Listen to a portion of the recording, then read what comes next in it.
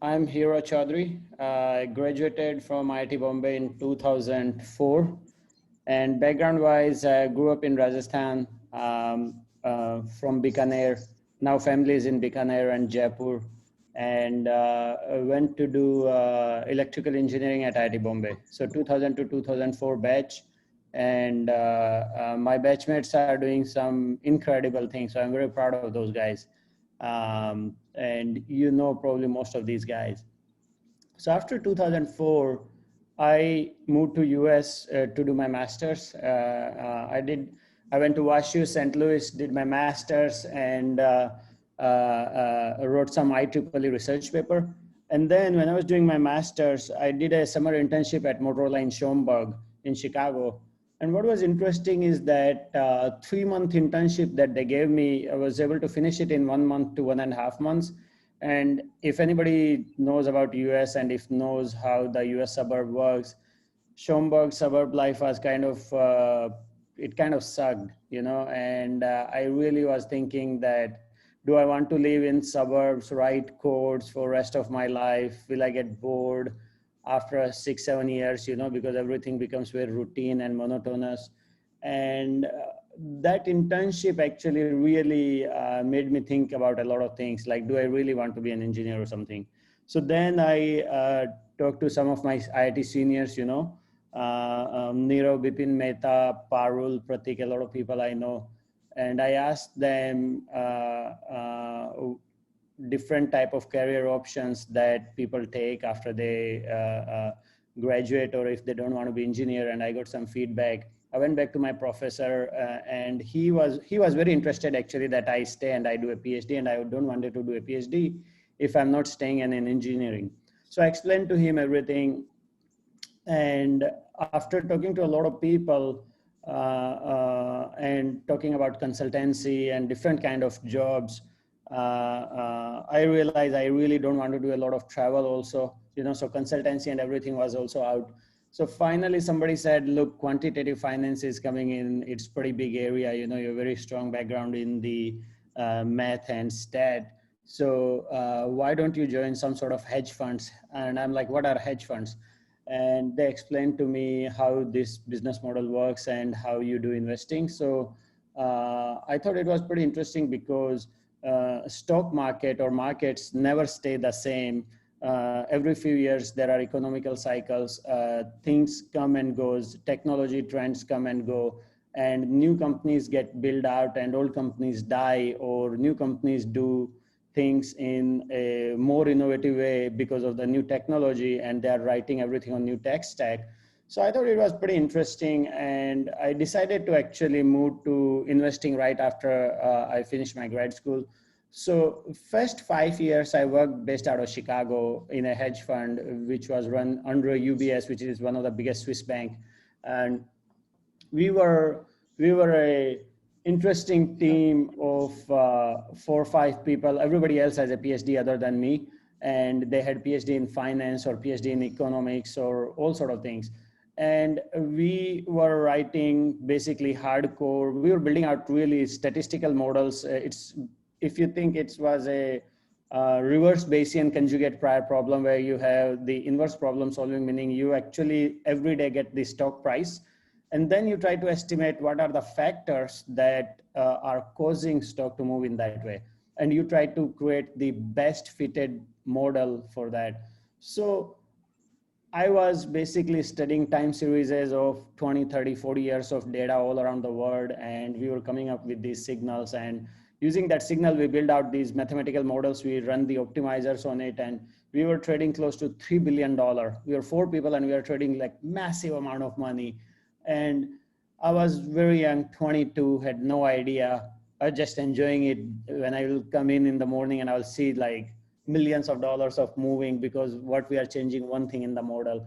And that time was really great. We made a lot of money in 2006, 2007. Even in 2008, we ended up, our team was the only team in the whole fund which was up and made money. So for 5 years, we did very well there.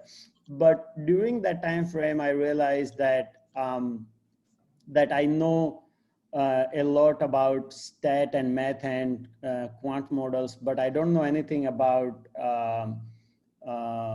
finance or how the company's balance sheet look like, income statement, because when we'll do these weekly meetings within the teams, it looked like, oh, all these guys know so much about their companies, I don't. So I decided to do my CFA. So 2007, 8, 9, 3 years, did my CFA while working.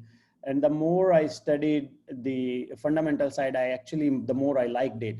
And I thought it may be interesting to know companies and businesses more intimately and basically bet on them.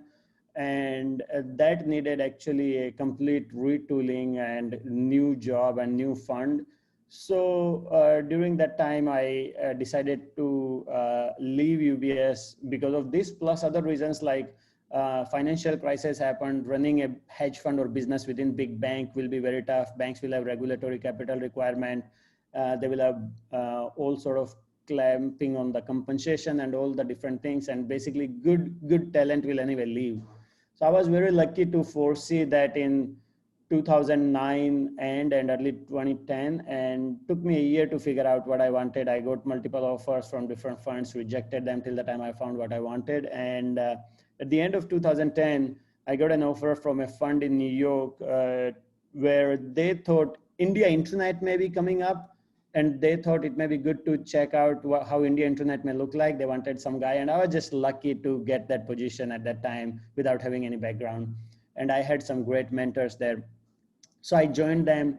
They looked at India Internet, and we found out there isn't a whole lot to do. So I started focusing on US Internet, then global consumer Internet, and then I started focusing. As I was working a lot on Internet companies, I realized how these companies work, how these business models work. And this, if you think, it's actually that front end of the digital economy all around the world. But for this front end to work very efficiently and very effectively, you need to have the back end also working very properly. So if you think about, let's say, internet, let's say a marketplace business model, right?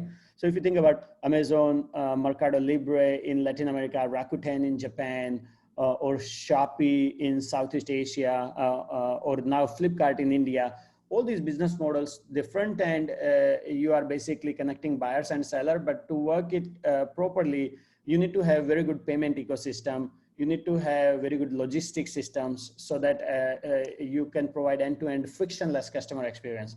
So I thought, I'm covering consumer internet, I should pick up one back-end sector also, and I decided to pick payments and fintechs as the second back-end sector. So spent 9-10 years in these two sectors, learned a lot how payment ecosystem works, how digital economies are built, how internet companies are built. And I knew that when I was graduating from IIT Bombay, at that time Silicon Valley wave already happened, so I missed that wave.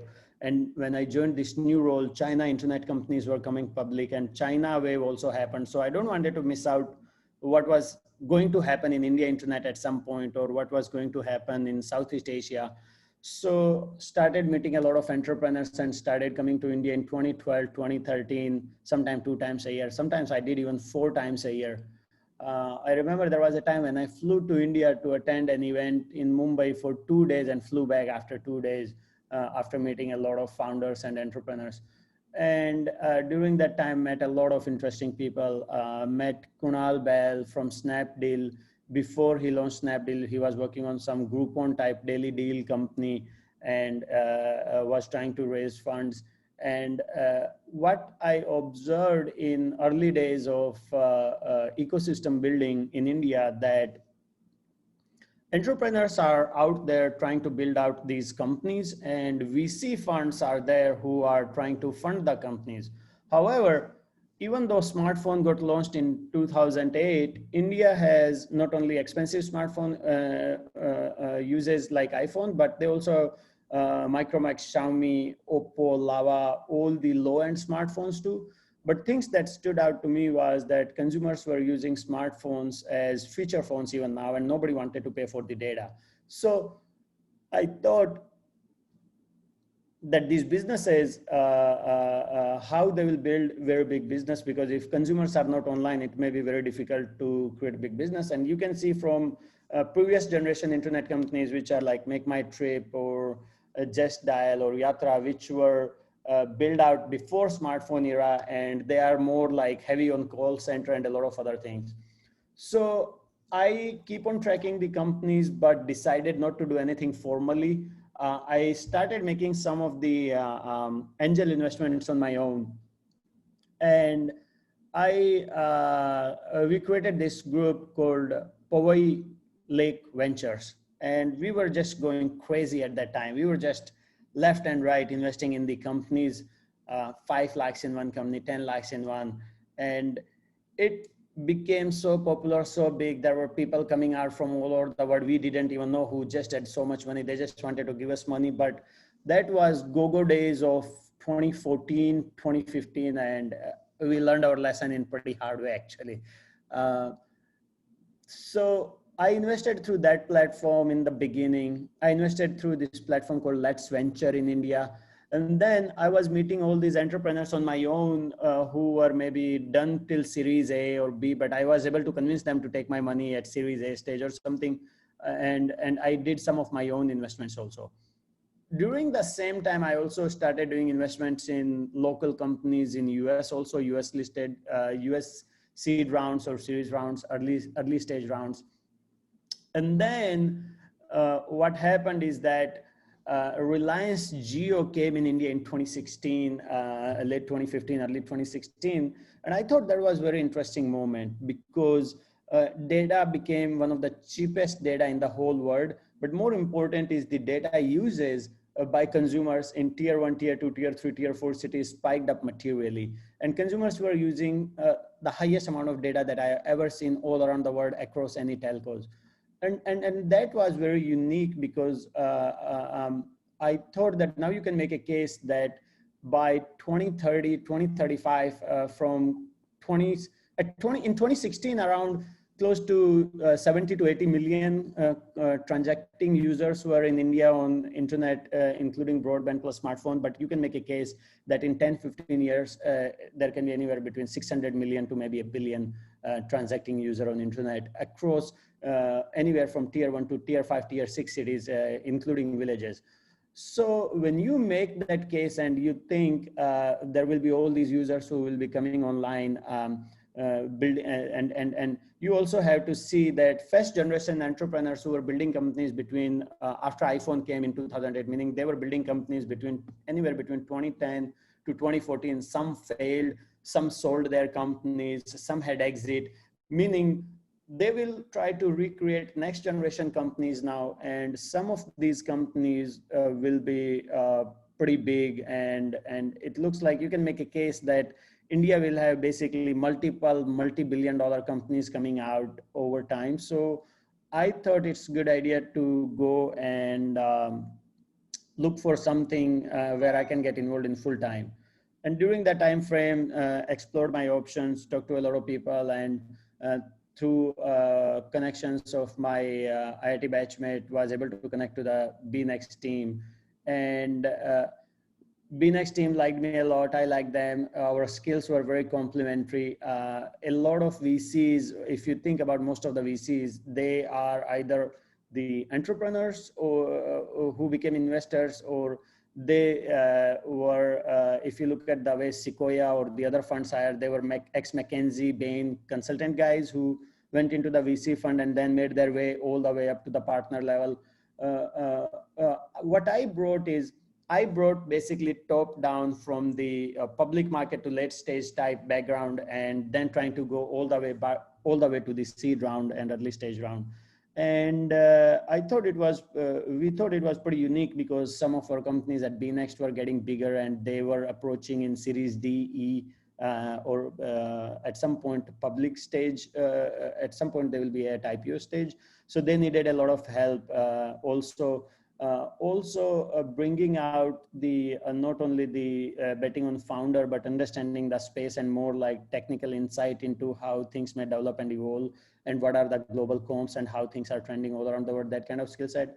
So we really I liked the team, and the team liked me, and decided to join them as a partner early this year. And now as a full-time role, I invest in seed and Series A in digital economy companies in India and in Southeast Asia for my full-time role at BNext. So I usually don't do any more personal angel investments. And for disclosure, I won't be answering or replying any questions related to BNext just because of the confidentiality. So talking about angel investing in general, just think of it like any other asset class that you can imagine. It's just a different asset class, which means it will have a different risk profile. It will have a different reward profile. So as an investor, think like you have an option to invest in public stocks, securities, hedges like gold, silver, Bitcoin, or other crypto, REITs or real estate or actual houses or buildings and condos, private equity or hedge funds or other alternative asset classes.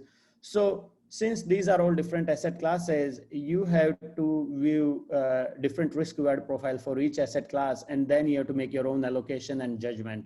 So in general, at a high level, the less risk you take, the less returns you'll make. So if you keep cash in a bank account, you earn very little rate on it. If you invest in bonds, you earn probably slightly higher rate. If you invest in stock, you get some better rates. So same goes with all these different classes. So the point I'm trying to make is as you move across the risk curve, your return will move. Now, venture and angel investing is usually follows something that probably you all of you know is called power law game. And in power law, what happens is that 70–80% of your investments usually go to zero. Maybe 10–15% are able to give you anywhere between 0.5x to maybe 2–3x. And if you're lucky, maybe less than 5% are able to give you anywhere between 100x to 1000x, you know. Another thing that you will realize when you do angel investing is your losers get written off very quickly in first 2 years usually, because business didn't work out, product market fit was not great, founder had a problem, founder decided to quit or usne give up maar diya, or something else happened. And then the winners will take 5–10+ years to realize the value. So you will be sitting on a lot of illiquid gains on the paper, theoretically, till the time you get the actual liquidity.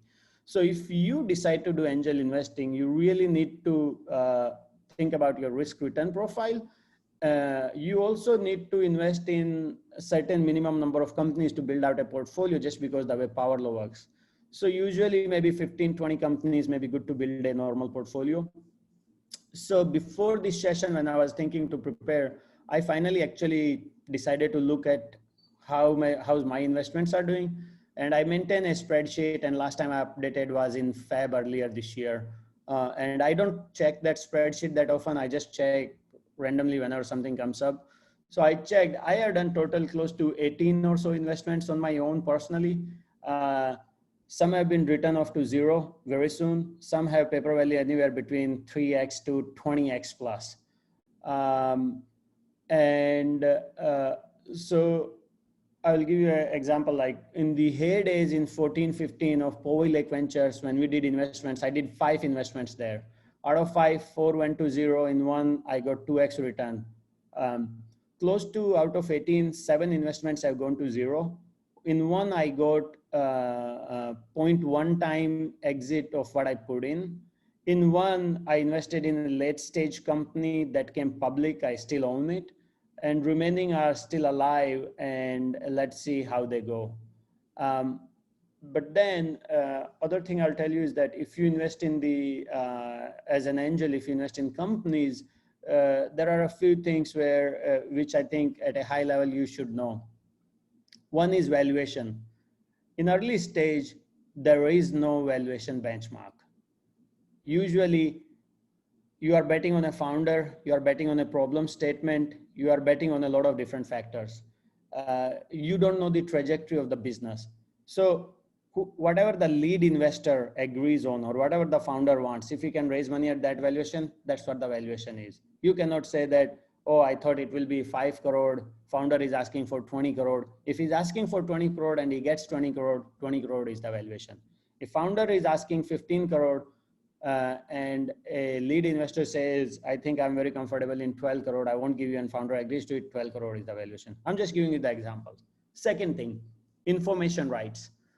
What happens is that when companies get a professional investors, they usually start producing monthly KPIs or MIS, whatever you want to call them. And these statements and these details are shared with the big investors or lead investors. As an angel investor, probably you won't have access to that kind of data because of multiple reasons. Your ownership stake is very low. It may not be strategic to you. You may be connected to some of the competitors, you may share details with them. So most of the times you don't get access to those information. You may be thinking, how can you maintain the portfolio? How can you get details? Usually you can do much as an angel. Whatever information you get, you have to take it. Most of the time you're an information taker. You may want to get a liquidity at some point. You think, oh, if I can get liquidity, you can't, because liquidity events are infrequent and rare. They happen. There are only 3 liquidity events once you invest in a private company as an angel investor or as a VC investor.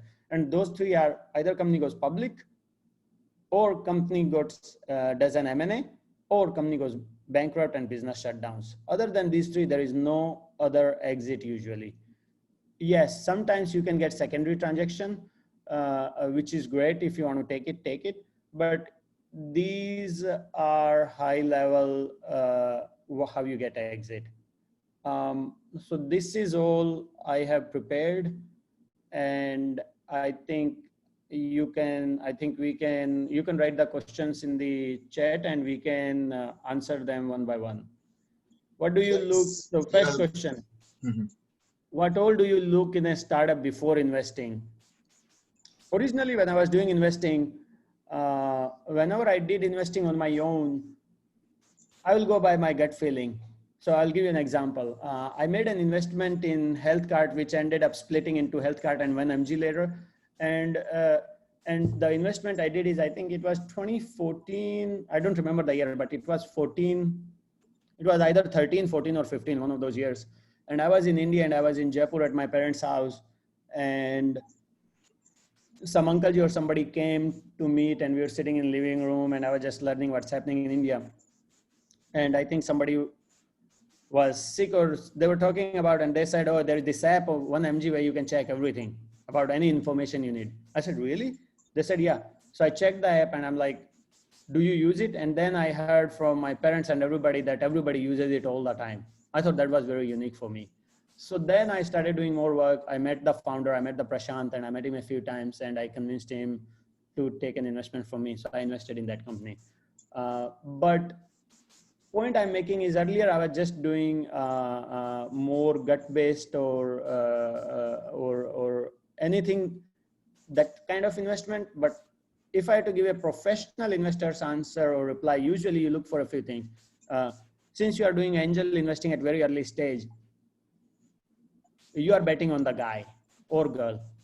So you have to really judge the other person, how good they can be as a stalwart of your business. If they will find difficulty, will they run away? Will they shut down the business, or they have a fighting power in them? How strong they are as a person. So you are making a very big bet on founder. Sometimes what happens is that your founder is so good that even if they are trying to launch a product which may have a very small market, at some point they will be able to realize that it's small market and they will end up pivoting to the right market. It has happened many times, you know. So you really bet on the founders. That's the one thing I look.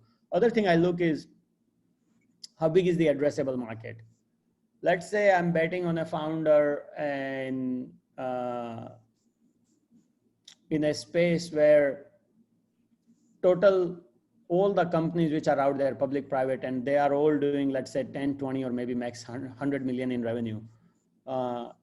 It may, for me as a professional investor, it may not be a very big market. If there is a market where companies are doing 50 billion total combined revenue and no company owns more than 5, 7, 8% of the market share, I think it's fragmented, many players. You can create something big, unique if you're a strong founder. So first thing I look at founder. Second thing I look, how big is the market? And then the third thing I look around, and all those things are secondary, but I still look is, how's the product, how's the team, is it one person team, are there multiple founders, you know, what's happening. But these are some of the key things I check when I invest. Second question, is there any preference for copy companies? I mean, something successful in West gets copied in India, like Ola, Flipkart, or even some bike sharing company. That's a good question. I have a whole hypothesis that I built out after seeing what was happening in India since 2013, 14, 15. And that hypothesis is not only valid for India, but it's valid actually for Southeast Asia, Latin America, and Africa so far. And I have seen that hypothesis getting validated in many places. And my hypothesis is following. Western business models are great, but you need India or country specific tweak if you do the copy model. And what I realized, the tweak for India as an example is, I noticed that in emerging markets, usually the supply quality is not that great. And since supply quality is not great, many times if you just try to build out a marketplace, you may have an issue in customer satisfaction, which means your marketplace won't scale, your business won't scale, or you will get complaints, or you will burn a lot of capital. So when I say supply quality, let me explain to it.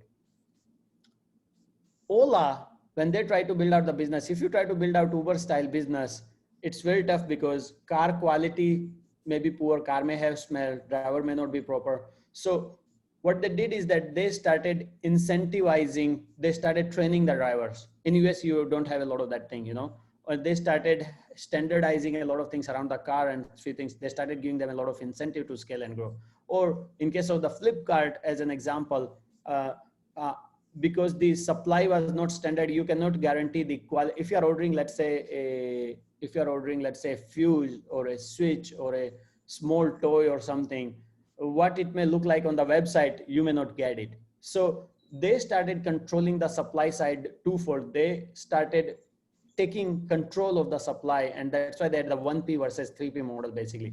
So through 1P, you build out. What I noticed is, so to answer in simple format, is that you take control of the supply first, you standardize the supply, or you make sure that you have very good quality supply so that your customer likes it, your marketplace takes adoption, there is a network effect. And once it scales, slowly you start adding non-standardized SKU or third-party supply. And I've seen that in a lot of different business models in India. So like there is a company startup from Mumbai, Chalo, that is working with the buses, government buses, and they are doing mobile ticketing and everything. So they realize same problem that different, let's say they had a contract, let's say in Kochi, and then they have a contract in MP, and they have a contract in Assam with the local bus operator. But then they realized that each one has their own requirements, style, everything. So what they did, they started training the drivers, they started putting their own GPS, they started providing them their own machine, and they really standardized everything. So things like that, that stood out to me. So copy models can work, my point is, but you have to understand that what is the different about your market versus the other market, because if copy models will be that easy to do, all these companies will be present in a very big way in the country, you know, and there won't be any local companies. So it's a nuanced answer, but that's how I think about copy model. So you have to really study and see what's happening in those companies. Let's see. Nirav Bipin Mehta. With sufficient diversity, what's the ROI should we target in angel investing asset class? So Gogo gave some numbers. I'm hesitant in giving numbers, but I can share some details. Personally, I have invested close to $500,000 of my own money in 18 of these companies. Most of my checks have been close to 50,000. I have written small checks close to 10,000. And I think, and after 4 and 5 years, I'm sitting, so I was running same math. I updated some numbers are not updated, but give or take based on updated numbers, I'm sitting on 2.5x of invested capital. But important thing is this asset class, since you are taking a lot more risk compared to other asset classes, you should have returns that match the risk that you are taking and the illiquidity risk you are taking.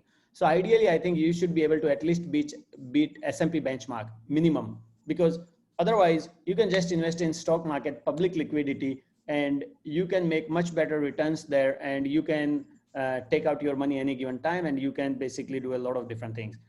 But um, so that's how I think. And then usually, if you talk to different venture funds, their investing time horizon is somewhere between, let's say, I don't know, between 5 to 10 years. And their goal is to double or triple or maybe quadruple the money. And if you really want to do the math, you can basically create a grid in Excel spreadsheet where you write, if in 10 years, let's say your money is double, triple, 4x, 5x, whatever, what kind of IRR you will generate. And then you can compare that ideally to the public market or the other different asset classes. And then you see how it fits in the risk profile. But that's how I'll think in terms of the ROI. Yes, just to interrupt you, Hiro. So you mentioned about Gogo. So Gogo mentioned that he made 2.7x in 5 years, which turns out to be 22% IRR. There you go. Yeah. Okay. So usually what happens is that, as I said, the way IRR moves is, I think initially it will be very bad because first 2 years you will have all the write-offs. You know, companies, when they fail fast. They fail quickly. And then the future rounds, as they happen, sometimes they happen slow, but sometimes if it's OYO or something else, it can happen very fast too. And then their markup happens as the companies grow. So it really depends. But that should give you an idea. I really don't invest because I'm thinking more about what, like a certain ROI target. I just invest because I really like working with founders and people, and I'm very interested in the new businesses. And what I'm seeing is that I'm seeing analog to digital transformation of each economy all around the world in each sector. And what's fascinating to me is that there are such brilliant minds as the founders who are able to find these unique tweaks, which is not being done well. And if I am able to find some of those, and if I'm able to back them and be part of their journey, it's a really great feeling for me. So that's why I invest. For me, it's like any other investment, and it adds diversification to the overall portfolio that I have. Amit Gupta, how does one build a portfolio? Do you focus on max 2-3 sectors? Do you choose those sectors? How about choosing between B2B or B2C? Pretty good question. When I look at my portfolio personally, in early stage, basically, as I said, I bet on the founders.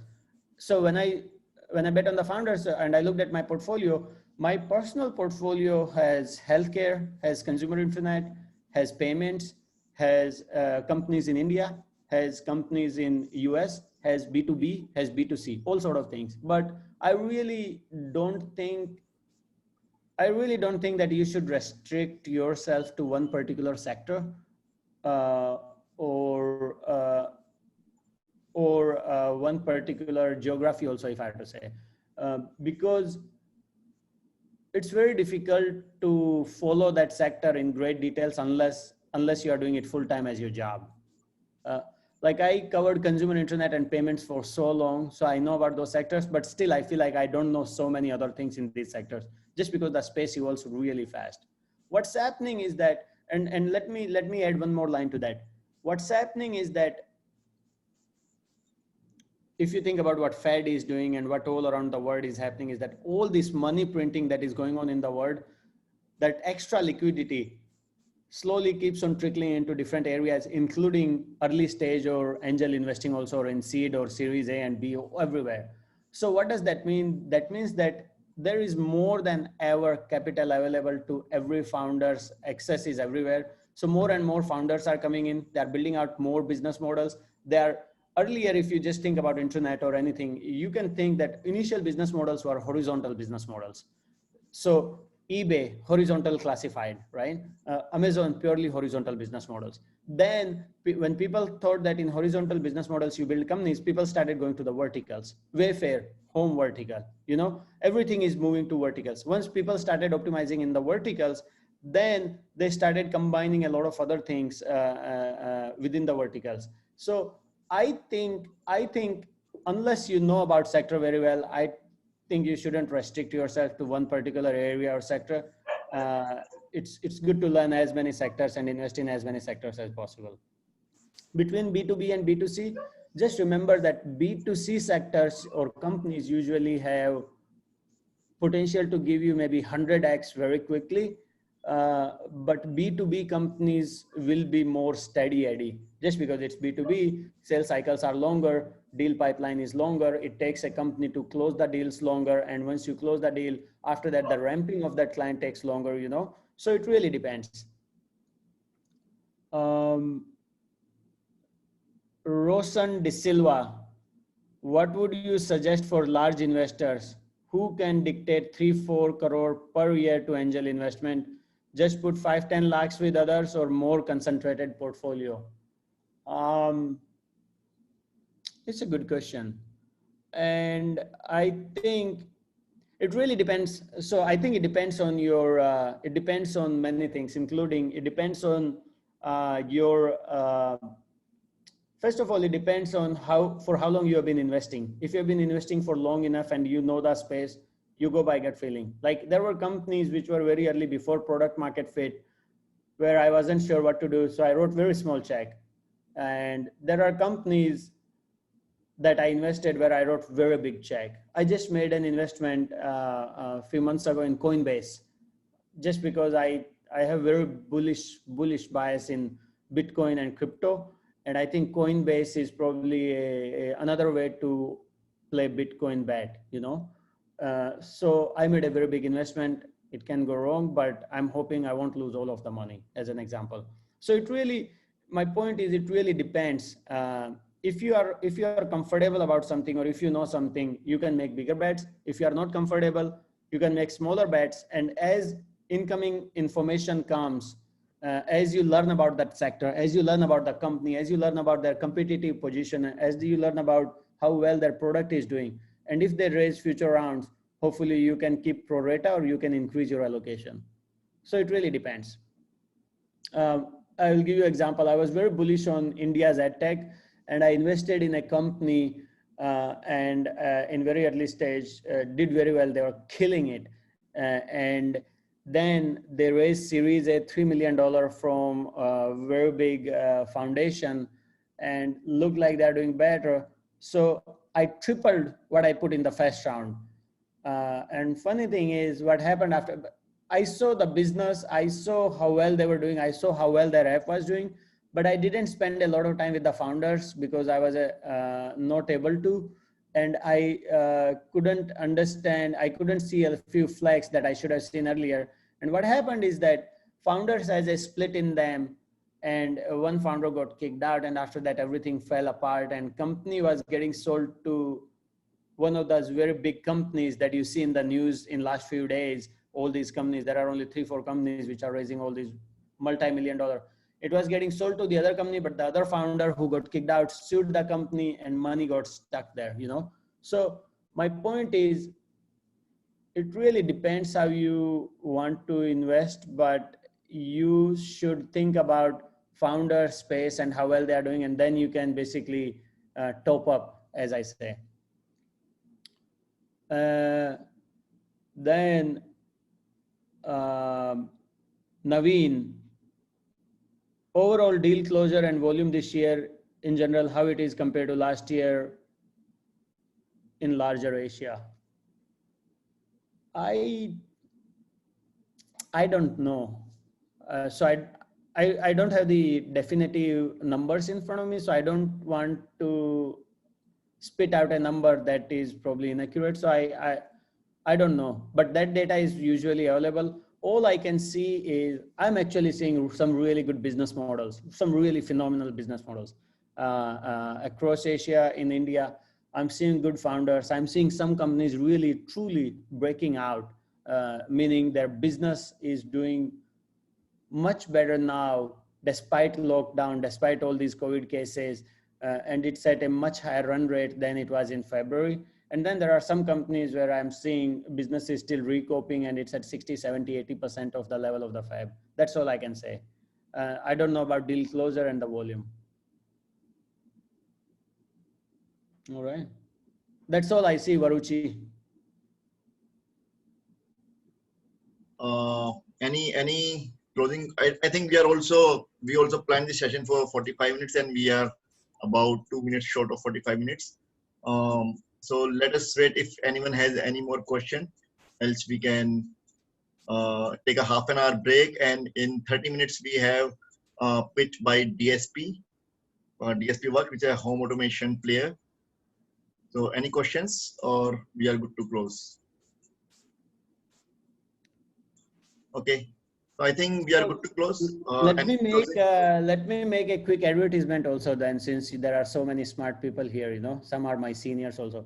Guys, if you find some really great company, great founder, you know, who you think can be a breakout or home run, at BNext, I would love to have first look, at least from my fund, to invest in those founders, you know.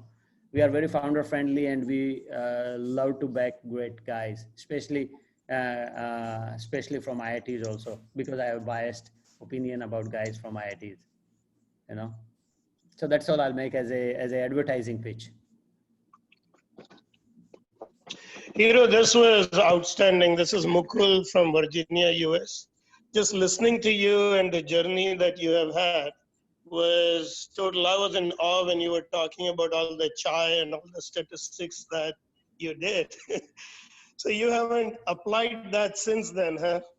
Since No, then, I mean, it has moved to I still use it. So I'll give you an example, like as a public investor from 2006 till 2019, I made money every year. I made money every year for my funds. And when I was constructing, as an example, my portfolio, when I was a portfolio manager in New York in my hedge fund, I was senior analyst first 4 years. Last 6 years, I was a portfolio manager.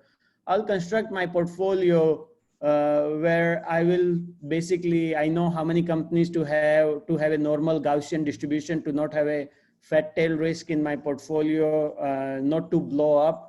Then I will have a fundamental bias, but I will also, since I created all these quantitative factors and I studied those factors for many years, like different kind of momentum factor, value, growth, you know, earnings quality.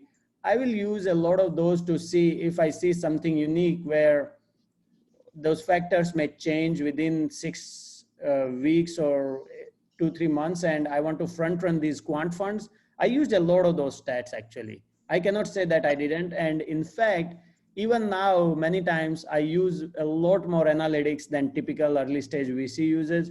So I won't say that I lost it all, but yeah, now the game has moved more from being pure analytical quantitative to high IQ and high EQ both, if I had to qualify it that way. Yeah, makes sense.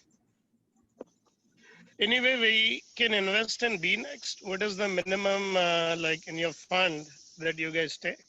Varuchi, can you stop recording? Yes. Okay, guys. So thank you for joining. I'm stopping the recording. Just hold on for a moment. Where is my recording button? So